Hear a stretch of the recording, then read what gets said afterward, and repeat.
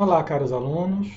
Vamos estar dando início à disciplina Administração de Recursos Humanos, que é uma disciplina optativa, né, da nossa grade. Então, a disciplina Administração de RH vai ter como ementa a parte de Fundamento de Administração de Recursos Humanos, Mudança, Desenvolvimento Organizacional, Motivação, Satisfação do Empregado, Treinamento, Qualidade de Vida no Trabalho, Avaliação do Desempenho, Relação de Comunicação com os Empregados, Recrutamento e Seleção, Planejamento de carreira, estratégia na gestão de pessoas, mapeamento de habilidades e competências e administração participativa. Não devo estar seguindo essa ordem 100%, mas a gente vai estar vendo esse conteúdo. Então, ao longo das aulas, né, vamos estar organizando conteúdos todos da ementa para serem vistos. A avaliação da disciplina vai estar focando em exercícios avaliativos em equipe, onde vocês podem estar fazendo trabalhos com 5 pessoas. Vão ter apresentações de alguns trabalhos ou de alguma atividade que eu solicitar, discussões e debates em sala e elaboração de um artigo. Tá? Devido ao período atual, não vou pedir para vocês apresentarem um artigo, mas a elaboração e entrega do mesmo. As referências que eu recomendo para a disciplina são, como básicas, os livros do Chavenato e os livros do Dutra. Tá? Todos eles têm na nossa biblioteca. E alguns acho que vocês podem achar de modo virtual em PDF. Tá? Tem como complementar livro do Araújo, Chavenato, Correia e Correia, Leiker, Maximiano e o do Frederick Taylor. São esses aqui. Também tem na nossa biblioteca. Então, no primeiro tema, vamos estar vendo um pouco sobre gestão e motivação de pessoas. Então, na administração de recursos humanos, na gestão de pessoas, na gestão com pessoas, gestão de talentos, seja lá qual for o nome que tenha na empresa, trata de você estar gerenciando, de você estar organizando, né, o recurso humano, né, ou as pessoas da organização, os colaboradores, funcionários, parceiros, colegas, etc. Então, vocês vão precisar de algumas informações, né, de como é o perfil da mão de obra, como é a atividade, como é a tarefa que precisa ser feita, para poder depois estar fazendo essa engrenagem girar, né, rodar o sistema, onde você vai ter que casar, né, a pessoa mais adequada para aquela tarefa específica. Avaliar se isso está indo bem feito, para assim estar aperfeiçoando cada vez mais o processo, a atividade em si e até a pessoa. Tá? Então, esse ciclo semelhante ao ciclo PDCA, onde você vai fazendo isso. Aí, conforme essas coisas vão girando, você diz, olha, a pessoa vai ser promovida, a pessoa vai ser rebaixada, vai ter aumento de salário, vai diminuir o salário, vai ter penalidade. Então, conforme as, as atividades vão sendo feitas, você verifica o rendimento e, a partir daí, premia ou penaliza a pessoa. É o que você vai estar vendo mais para frente. Às vezes você precisa se usar de softwares para fazer isso. Nem sempre você está ali gerenciando a pessoa presencialmente. Esse período nós vimos muito disso. Você passa as tarefas de modo virtual para alguém que está, às vezes, quilômetros de distância de você, num outro país, e depois cobra como é que foi o rendimento. A pessoa alimenta o sistema, dizendo como é que está indo a tarefa, você tenta acompanhar, pede para isso estar sendo feito baseado, de repente, em fotos ou algum outro tipo de registro, e com isso vai trabalhando as atividades de modo remoto. Tá? E isso ocorre também em empresa, tá? Não só em sala de aula, não só com atividade de consultoria, isso ocorre às vezes em planta industrial também.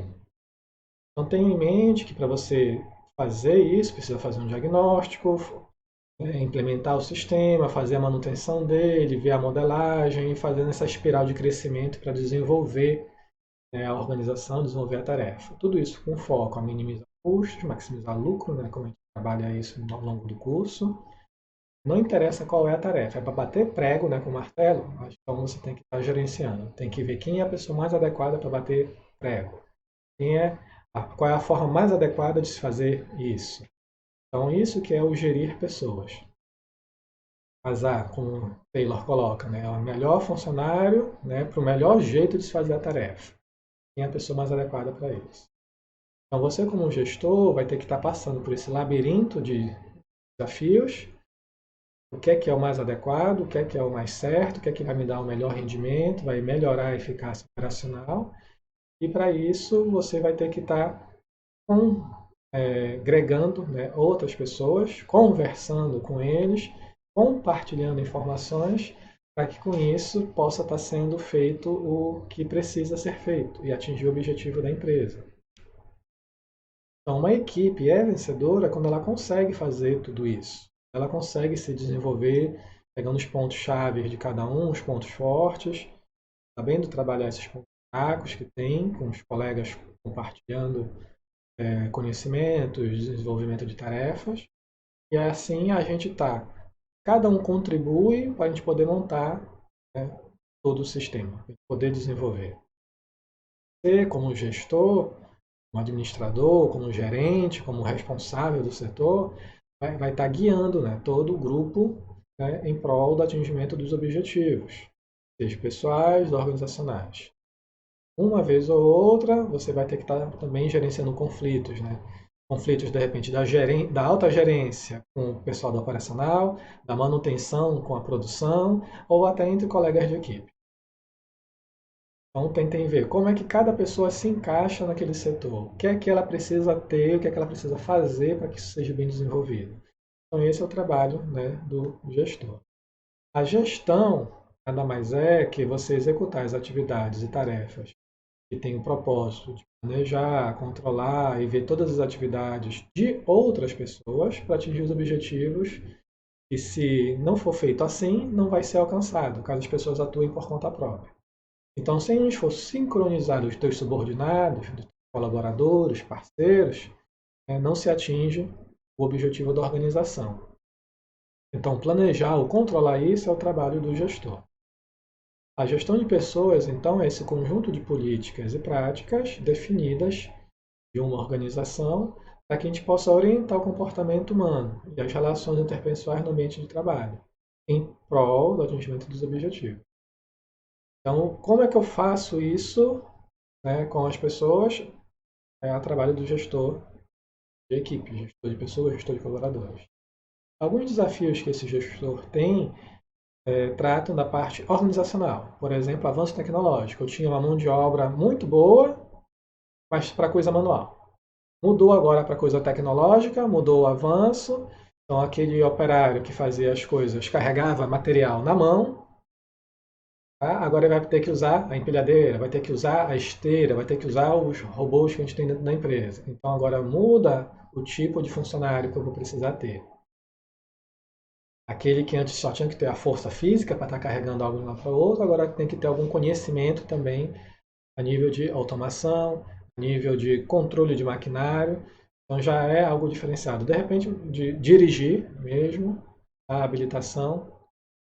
Então, os avanços tecnológicos vão requerer uma mão de obra que consiga trabalhar com isso. Quando não ocorre, tem o que a gente chama de downsizing.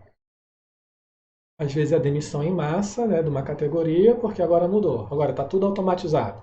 Então todo mundo que era trabalhador braçal vai ter que sair. Quem não se capacitar, quem não se preparar para isso, sai da empresa.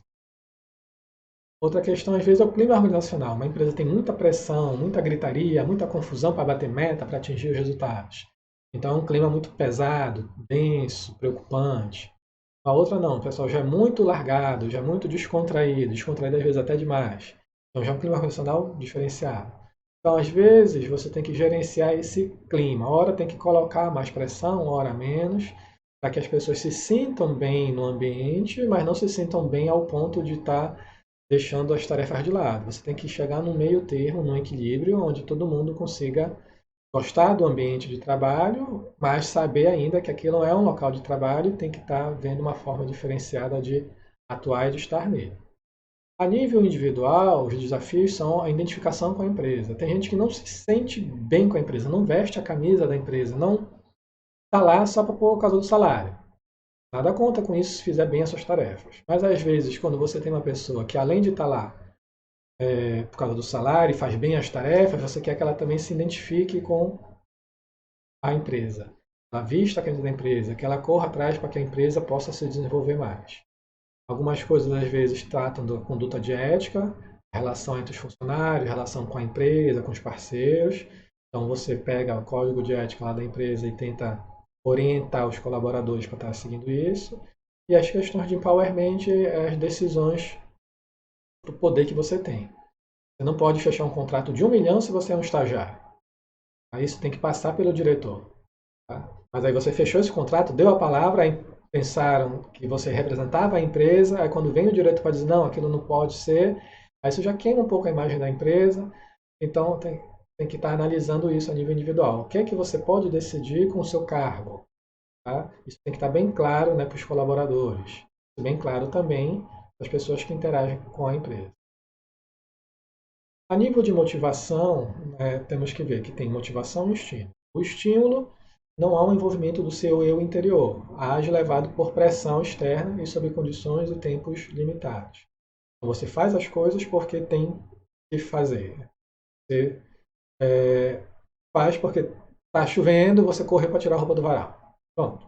Você já veio aí uma coisa externa, te deu ali, pronto. Você fica quieto porque está todo mundo quieto, né, se não tem bronca lá do chefe. Pronto, uma pressão externa. Não é o seu comportamento adequado.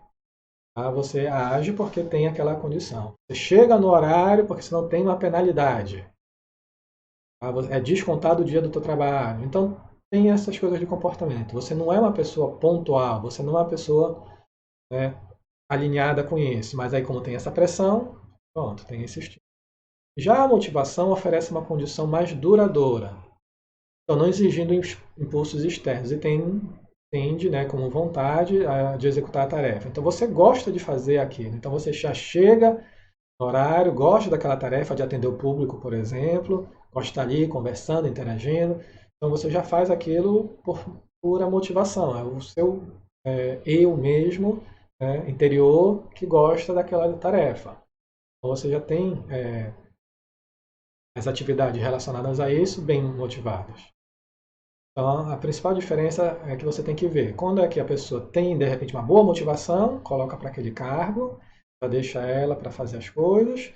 Quando ela já não tem isso, então tem que ter algum estímulo, seja por penalidade, seja por alguma premiação, pode ser. A importância da motivação é porque ela é a chave do comprometimento do colaborador. Então, quando você encontra aqueles funcionários, aqueles colaboradores bem motivados, já deixa eles fazendo a tarefa. Não precisa se preocupar com aquilo ali, porque ele já gosta daquilo, então ele vai estar fazendo de modo bem feito. Tá? Então, muito mais fácil do que encontrar pessoas competentes, é muito mais fácil você encontrar pessoa competente do que encontrar pessoa motivada. Todo mundo tem o mesmo diploma na hora que se formou, só que você gosta mais da área de qualidade, da área de PCP, da área de logística, da área de gestão de estoques. Então, cada um tem a sua área. Então, todo mundo tem a mesma competência, só que você é mais motivado, por gosto, a atuar em uma área ao invés de outra. Então, ou seja, você encontrar o competente, tá ali todo mundo com o mesmo diploma. Agora, quem é motivado para aquela área, aí já é questão de um gosto pessoal. Aí já é difícil, às vezes, você identificar e localizar essas pessoas para poder estar colocando no local mais adequado para ter um melhor rendimento. Então, uma das tarefas mais importantes do gerente é essa, é tratar da motivação ou da localização, né, de quem é motivado para que tarefa e com isso está fazendo esse casamento. Algumas teorias motivacionais tratam de formas para ajudar a gente com isso. Então, Herzberg, por exemplo, ele tinha a teoria que se não tiver nada que te cause insatisfação, então tu poderia estar motivado. Recebe teu salário em dia. Ok, está motivado. As condições de trabalho são boas, não tem nenhum risco à saúde, então tu está motivado. Não recebe salário em dia, cara, jogador de futebol, não recebe salário em dia e já fica desmotivado, não faz gol, não comparece ao treinamento. Então, ocorre. Você está ali como funcionário numa empresa que tem muito risco de acidente, então tu já fica preocupado quando vai para lá, já não faz as coisas na mesma velocidade que se esperava, porque tu fica com preocupação do risco, tu não quer fazer aquela tarefa que tem um maior risco. Então, como tem essas condições que insatisfaça, que te causa alguma preocupação, você se desmotiva para fazer aquela tarefa. Então, a ideia de Herzberg é você tentar eliminar todos esses itens e com isso as pessoas estariam motivadas a fazer o trabalho. Já a Macklin coloca que você tem que ter alguma conquista pessoal. Então, para motivar a pessoa, você tem que evitar que tenham riscos a falhas, né, e lançar formas de ele ter algum sucesso. Então, tentar colocar mecanismos Pokayoke para evitar o erro, o problema. Colocar uma meta que a pessoa consiga alcançar para com isso dizer, olha, você se motivou, bateu a meta. Então, são formas de você estar trabalhando. Maslow já coloca a teoria da hierarquia das necessidades. Um dos artigos de Maslow ele coloca que em países periféricos, Brasil, né, países desenvolvidos, terceiro mundo, a gente tem uma pirâmide, ou seja, degrau a degrau a gente vai indo buscando satisfazer as necessidades. Necessidade fisiológica, ter o que comer, ter água, ter ar, então tudo isso é um ponto principal. Depois que você satisfez isso, vai para a de segurança. Depois de amor, depois de estima, depois da autorrealização. Então você tem que buscar formas de estar atendendo isso, ou de dar condições para que o seu funcionário tenha essas condições atendidas. Vai dar cesta básica, deu alojamento, moradia. Então com isso você vai satisfazendo isso e fica mais motivado a estar lá no ambiente de trabalho. Degrau a degrau, você precisa de mais dinheiro, você precisa de um cargo maior e assim vai indo. Tá? Mas Maslow coloca isso para países periféricos. Para países em geral, como a França, por exemplo, você já tem essas necessidades básicas resolvidas pelo próprio Estado, então você se preocupa com outras coisas. Tá? Preocupa com satisfação, com autorrealização e outros parâmetros. E isso também pode variar ao longo do dia. Leia o material de apoio que eu dei para poder ter maiores detalhes. Tá? Já McGregor coloca a teoria X e Y. Para ele, tem dois tipos de pessoa. O X, aquele que não quer fazer nada, não está nem aí para a realização pessoal. Pessoa indolente, preguiçosa, só faz se tu estiver em cima cobrando. Já o Y, aquela pessoa já que é automotivada. Ela já faz as coisas porque se importa, porque ela quer se realizar, que ela quer atingir um objetivo ali pessoal. Então ele você já tem que deixar de lado, dá a tarefa, diz o como e o prazo e deixa a pessoa fazer. Você ficar em cima cobrando já desmotiva o funcionário Y. Eu já acredito que tem o XY. A pessoa que é X para algumas coisas, Y para outras. Então X, você não gosta de estudar cálculo. Então é X, vai lá, chateado, triste, estuda por obrigação. Já é Y para estudar qualidade, já gosta daquela disciplina, gosta daquela área, pega o livro, estuda, vê artigo, aí vai. Ocorre. Tá? Para a tarefa de casa, você é X. Para a tarefa do trabalho, você é Y. Também pode ser. Então, dependendo do teu objetivo pessoal, você pode ter um comportamento X ou Y. Tá? Vroom já coloca que você tem que ter uma motivação dependente de um retorno, uma expectativa de ser premiado por alguma coisa. Então, se você quer que eu vou ganhar com isso, não vai ganhar nada, então não é motivado a fazer. Ah, vai ganhar X, vai ganhar 2x, aí a pessoa opa, começa a estar desempenhando a sua função. Já a Skinner, ele coloca que você tem que ter algum tipo de reforço, ou punitivo, tá? Ou positivo. Fez bem feito, ganha uma recompensa. Fez mal feito, ganha uma penalidade. Tá? Então é uma outra forma de se abordar. Tentem ver com a equipe de vocês o que é mais adequado para cada funcionário ou para a equipe como um todo. E usem essas técnicas de motivação. No trabalho em equipe, nós temos que ter em mente que tem equipes tradicionais e equipes automotivadas. Na tradicional, o aprendizado contínuo é pouco recompensado. Você vai estar fazendo aquilo que sempre fez e pronto. A tarefa sempre vai ser aquela, vai bater prego, pronto. Não muda muito. Então, por que eu vou aprender a parafusar, que eu vou aprender a soldar, que eu vou aprender outras coisas se eu fui contratado só para isso? Então, não tem muita motivação, não tem muito desafio. Então, a dificuldade em observar como isso contribui para o resultado final também é algo que chateia a equipe tradicional. Eu bato esse prego, mas aí o que é que ele vai ser no final? Não sabe o que é que você faz, né? E a remuneração é homogênea. Então, não importa se você martelou lá 10 pregos, martelou 1000 pregos, o teu salário é o mesmo. Então, isso é também algo que não rende muito. Com a equipe automotivada, você busca constantemente entender sobre a necessidade dos clientes, e todos são pessoalmente responsáveis pelo sucesso da equipe. Então, aí nessas equipes, você tem que a pessoa corre atrás, gosta de saber, tem diferencial de salário por produtividade, por exemplo. Se você atendeu 10 pessoas, ganha um valor. Se você atendeu 1000 pessoas, ganha um outro valor mais elevado, porque está tendo esse rendimento. Então, é isso que deveria ser algo trabalhado. Então, a equipe de trabalho é aquela que vai fabricar e oferecer um produto ou serviço a um cliente interno ou externo. Já uma equipe de melhoria vai fazer uma recomendação de mudança da organização a fim de melhorar a qualidade, ou do processo, ou do produto. Então, aí os CCQs, por exemplo, Círculo de Controle da Qualidade, atuam com isso, para fazer um estudo num processo que está tendo algum problema ou que não tem um rendimento esperado e ver uma forma de aperfeiçoar. Tá? Já a equipe de integração é aquelas que tentam garantir a coordenação do trabalho em toda a empresa. Então, são aquelas que vão interagir, né, com todos. O programa 5S, por exemplo, tem um membro de cada setor da empresa para poder dialogar e conversar como é que a gente poderia implementar na organização como um todo. E então, em vez de eu ter que falar com todos os funcionários de uma vez, eu falo com essa equipe de integração e depois eles vão para os seus respectivos setores e socializam o que foi comentado. E assim vão direcionando trabalhos. Então, o funcionamento da equipe tem que entender como é a estrutura, quem manda, quem obedece, quais são os níveis de responsabilidades. Todos têm que conhecer bem seus papéis, o que cada um contribui para a realização da tarefa. Tem que ter algum grau de abertura e flexibilidade para mudanças, para a gente poder trocar um ou outro funcionário ou trocar a questão das ideias, e assim possibilitar a oportunidade de dar e receber algum feedback para poder melhorar e desenvolver a equipe como um todo.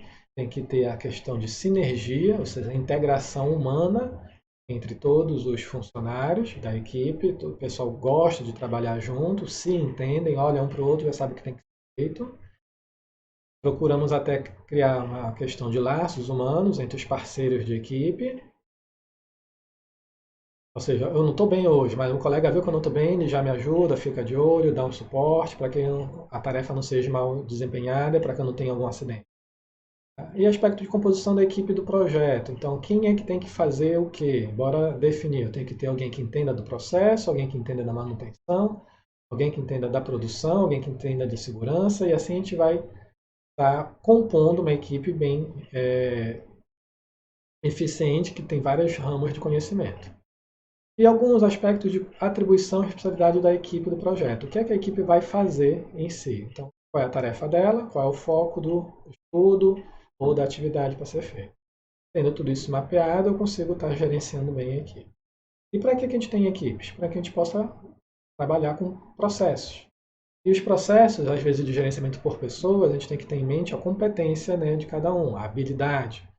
Então, a gestão de competências já trata em você selecionar pessoas por uma competência que ela tem, por uma habilidade, por algum conhecimento. Então, a definição de competência necessária deve ser feita através de um perfil de competências. Para estar trabalhando com esse robô aqui de produção, a pessoa tem que entender de automação, tem que entender de produção, tem que entender de manutenção. Ok. Vou fazer uma realização de entrevista obtendo relato de experiência. Você já trabalhou com isso antes? Você se formou aonde? Que softwares você conhece? Que ferramentas você é capaz de usar? Aí, a partir disso, bora colocar a pessoa para trabalhar. Aí pode ter uma remuneração estratégica? Pode, é só ele que mexe naquele maquinário nosso. Então ele tem que ganhar algo diferenciado. Até uma história do meu professor de mestrado era assim: sou engenheiro, ganho X, engenheiro mecânico. Aí já o técnico mecânico ele ganha 2x, ganha o dobro do que eu. Por quê? Porque é só ele que conhece toda a ferramentaria da empresa. Só ele que conhece todo o processo da empresa. Se eu não puder mais vir, se, no caso, um concorrente me oferecer e eu for para um outro lugar, tem aí 20, 40 outros aí que se formaram na mesma turma que eu que pode desempenhar a mesma tarefa. Porém, se já ocorrer isso com o técnico, né, é só ele que faz isso tudo. Até eu arrumar um outro que conheça tudo isso, a empresa fica aí uns 6 meses parada e de repente não consegue estar trabalhando desse jeito. Então a remuneração, por isso que dele era maior do que a do responsável, do que a do chefe dele. É toda uma questão de estratégia da empresa. Então, a gente tem que estar vendo essas questões. Uma outra forma é a avaliação do desempenho, que pode ser participativa por objetivo, por exemplo. Então, quanto mais eu produzo, mais eu ganho. Então, vou avaliar. O que é que eu digo que a pessoa está produzindo mais? Estou contando as peças. O que é que eu digo que a pessoa é mais eficiente a nível de gestão do que o outro? O atingimento dos objetivos da empresa, bateu a meta de vendas, bateu a meta de produção. Tá?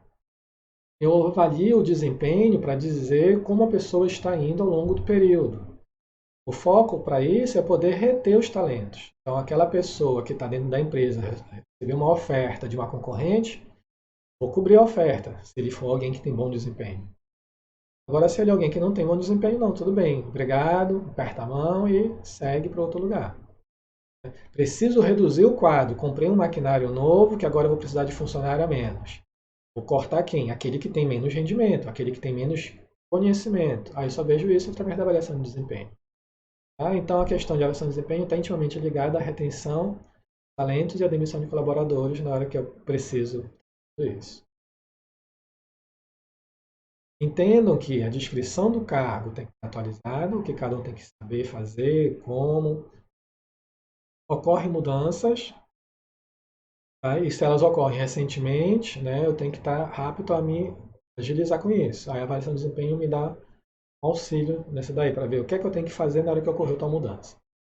Quais são os principais desafios do cargo, maiores erros cometidos nesse cargo, as expectativas em relação ao cargo, dificuldade, pontos críticos dele, principais projetos que ele vai desenvolver. A partir que eu entendo tudo isso, eu posso definir quem é a pessoa que tem a competência mais adequada, trabalhando com isso. Se for alguém de dentro da empresa, através das avaliações de desempenho, do currículo que tem, ou alguém externo, é com base naquela seleção que eu falei das pessoas, das entrevistas, né? Poder estar definindo esses itens. Então, as etapas de gestão de competência passam por isso. Definir o perfil de competência para cada carreira e cargo que eu tenho dentro da organização, avaliar o domínio dessas competências, estabelecendo os objetivos que eu tenho para cada cargo, identificar a competência necessária para poder fazer essa tarefa, tá? Estabelecer um plano individual para desenvolver as pessoas com foco no perfil de competência. Às vezes eu quero promover alguém a gerente, então bora trabalhar essa pessoa. Ela é muito boa a nível operacional, mas a nível gerencial nem tanto. Mas aí como eu tenho interesse em estar mantendo esse funcionário, então coloca ele para fazer uma especialização, para fazer um mini curso, tá? Treina ele, né, em gestão de equipes menores, antes dele ir para uma equipe maior, e aí você vai desenvolvendo. Oferece a remuneração estratégica de acordo com o crescimento.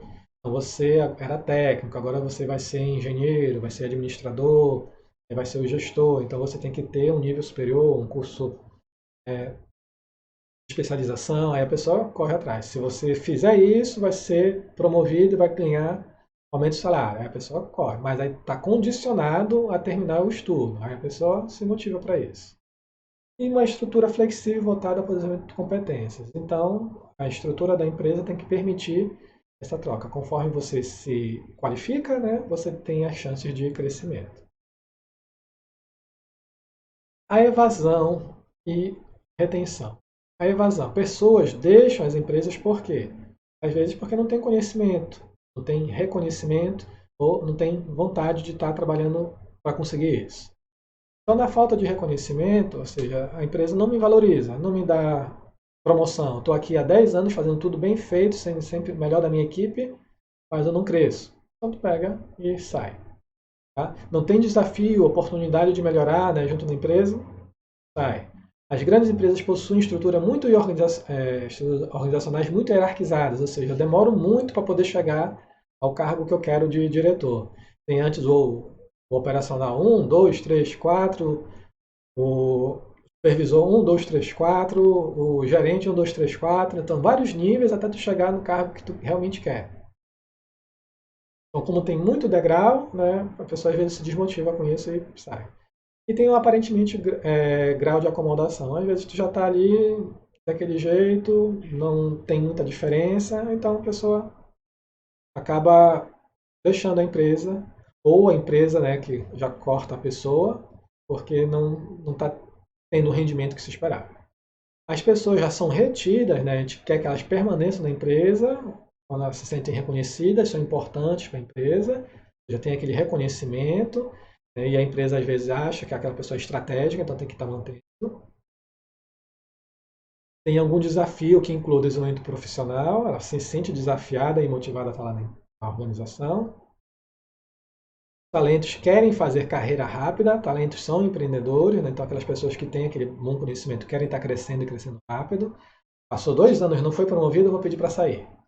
Então aquela pessoa já tem aquela questão de, olha, tem meu prazo, eu quero crescer e se a empresa não me dá oportunidade, eu vou procurar algum lugar que tenha. Aí se você já sabe que essa pessoa é assim, tu vê que ela está te dando retorno, então trata de promover.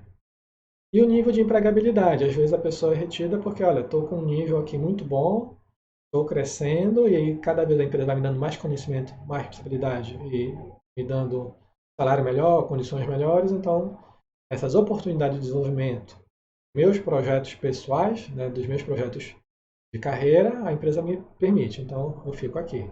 Então isso que é a questão de formas de reter.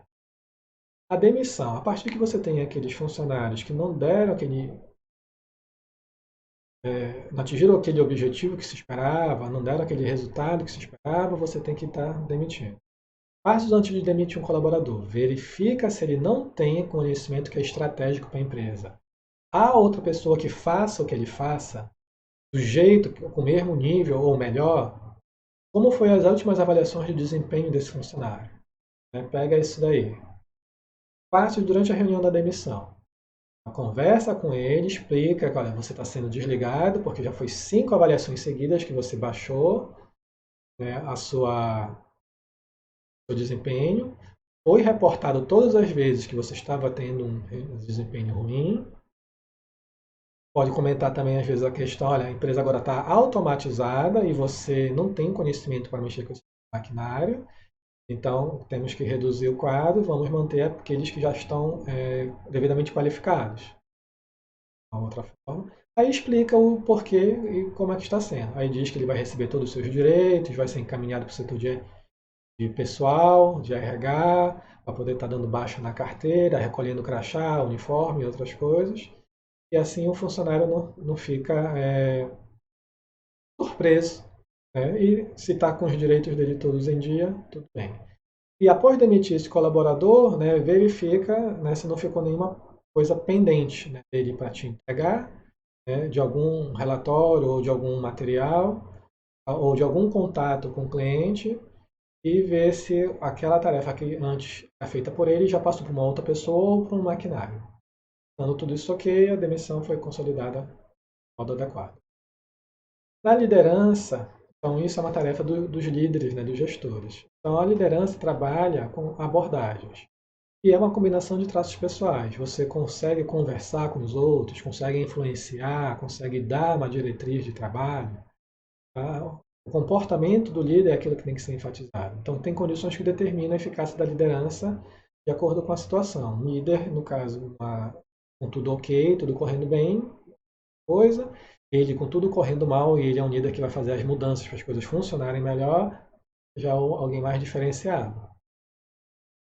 Então, como é que eu vou fazer isso funcionar, né, é o que é a eficácia ali do líder. Então, gerenciar consiste em sistematicamente produzir um resultado esperado ali no teu projeto, no teu trabalho. Já liderar envolve você estabelecer a direção, desenvolver foco lá no futuro da empresa, na estratégia, para se atingir essa visão, alinhando as pessoas, comunicando tudo isso em palavras, motivando e inspirando as pessoas a buscar superar essas barreiras, essas dificuldades.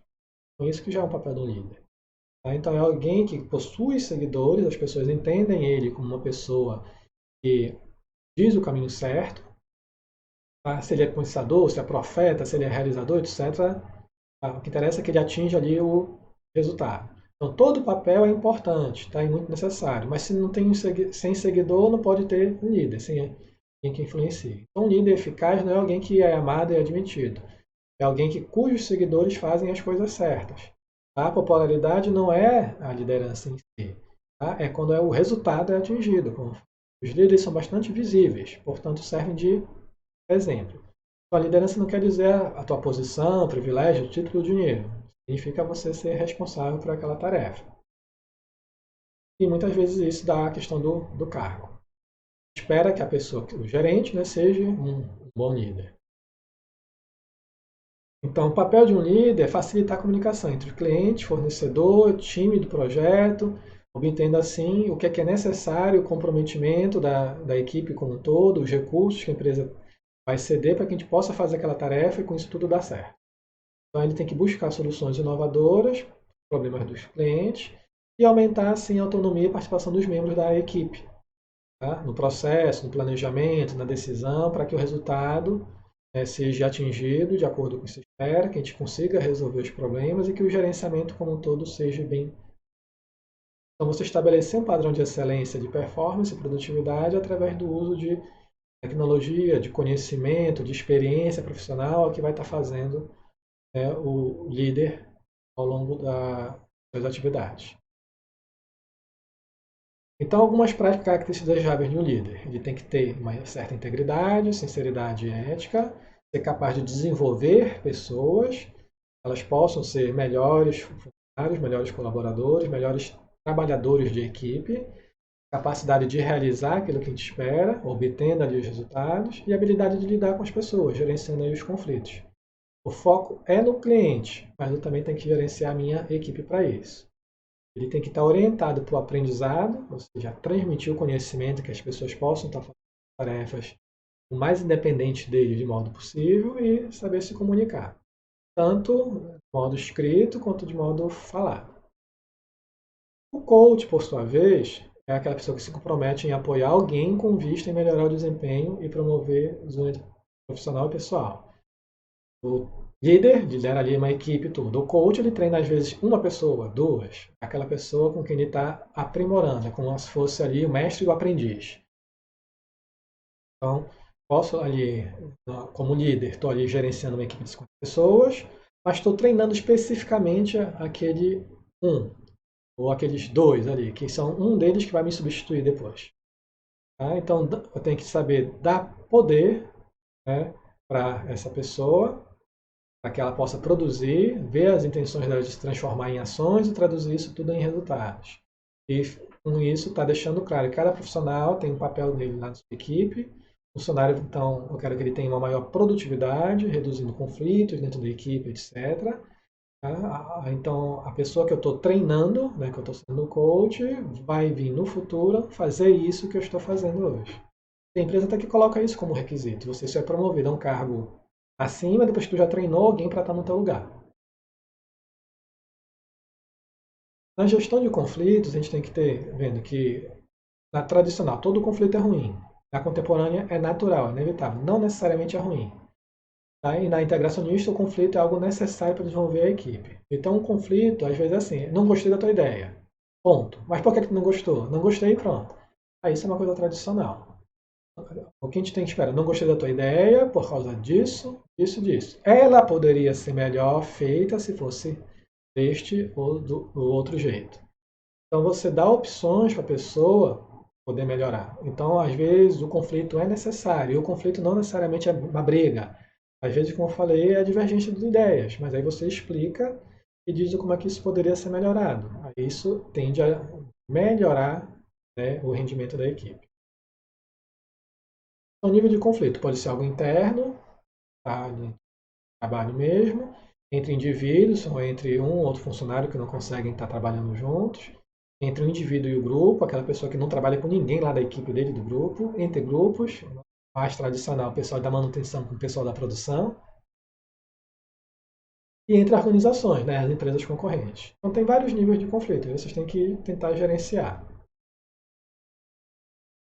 Gerir conflitos no ambiente de trabalho, no ambiente de projeto, às vezes requer que você se retire temporariamente. Olha, tá, não estamos rendendo, bora fazer uma pausa, vai esfriar os ânimos, vai refletir e depois tentar chegar no acordo.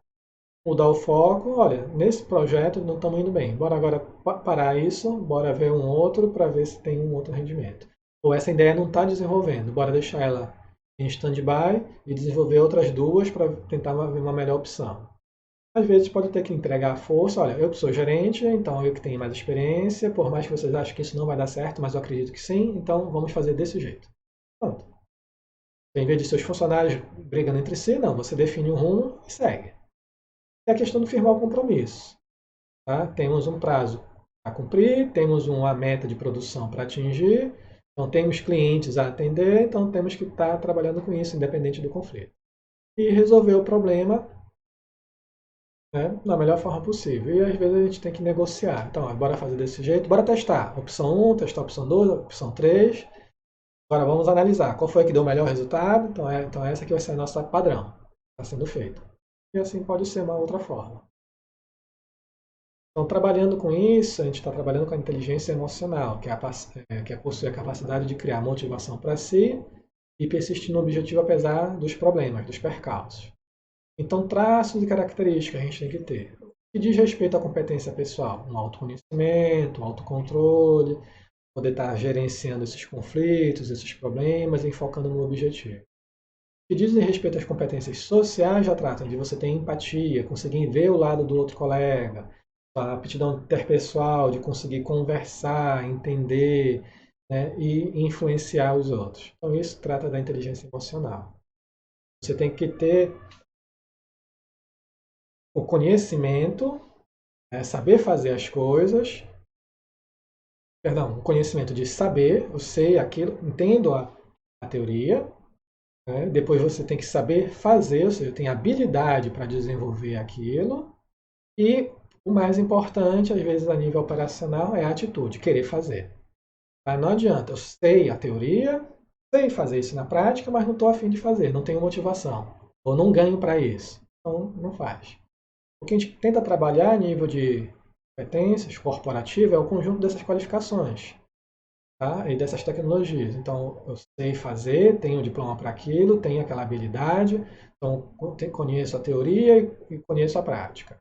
Aí, depois, dentro da empresa, tem que ter alguém que te empurre na parte humana, ou seja, um conjunto de conhecimentos que agregam valor à pessoa, à tua atitude, ou seja, você querer fazer aquilo ali. Aí entra as coisas de motivação, como eu comentei anteriormente. Então, fechando essa primeira aula. Então, o que a gente tem em mente? Que para realizar a gestão de pessoas é necessário compreender em todos os seus aspectos, é essencial proporcionar um ambiente institucional, motivador e com constantes desafios para os profissionais. As competências necessárias precisam ser identificadas antes de possuir o recurso humano. Então, antes de eu contratar alguém, tem que saber o que é que eu preciso desse alguém que eu quero contratar. Compreender momentos conflituosos e gerenciários, vai ter esses momentos, sempre. Gerenciando, trabalhando com pessoas, sabe que uma vez ou outra vai ter algum conflito. Tá? Como comentei, não necessariamente ruim. Então tem que saber como gerenciar e tocar isso. Então o líder precisa entender as pessoas e tem que usar uma estratégia de comunicação e negociação adequada para com essas pessoas que ele tem no seu ambiente de trabalho. Competência, habilidade, atitude do profissional precisam não somente ser conhecidas, mas têm que ser trabalhadas, têm que ser desenvolvidas. Então, o que vocês precisam saber é ligar os objetivos estratégicos da organização com a competência e o comportamento de cada um dos seus colaboradores, dos seus profissionais. E isso, então, vai ser uma forma que vocês vão ter que trabalhar de concentrar os esforços e os valores, né, que nenhum dos concorrentes possui, pelo menos que você espera, para fazer a empresa atingir seus objetivos. Ok? Aí, turma, fica então agora o nosso primeiro exercício avaliativo, o número 1, que é em equipe de até 5 pessoas, vocês têm que definir que tipo de pessoa você é X ou Y? Em quais situações você seria X ou em quais seria Y? Se você é uma pessoa XY. Escolham um dos membros da equipe e façam isso. Não precisa, como eu falei, listar todos. Né? Escolha um das pessoas e caracterizem como ela é. Tá? E façam esse comentário. Não precisa identificar quem é a pessoa. Tá? Aí depois, quais os melhores modos de motivar alguém a fazer o seu trabalho? Indiquem 3 itens. Peguem, por exemplo, olha, eu quero motivar alguém para fazer a sua tarefa. Um motorista de caminhão de entrega. A gente acha que a melhor forma de motivar ele seria isso, isso, isso. Vocês podem estar usando no geral ou dar um exemplo. Tá? O que lhe motivaria a ficar em uma empresa? Aí, novamente, podem escolher um membro da equipe ou tentem chegar num consenso entre os 5 membros. Quais são os 3 itens que mais motivam a ficar na empresa? Quais são os 3 itens que motivaria vocês a pedir demissão de uma empresa? E caso fossem ser demitidos, como é que vocês gostariam de ser demitidos? Ok? Então, façam isso e entreguem conforme o plano de aula que está já no nosso lugar. E na próxima aula vamos ver a questão de motivação de pessoas. Obrigado, até mais.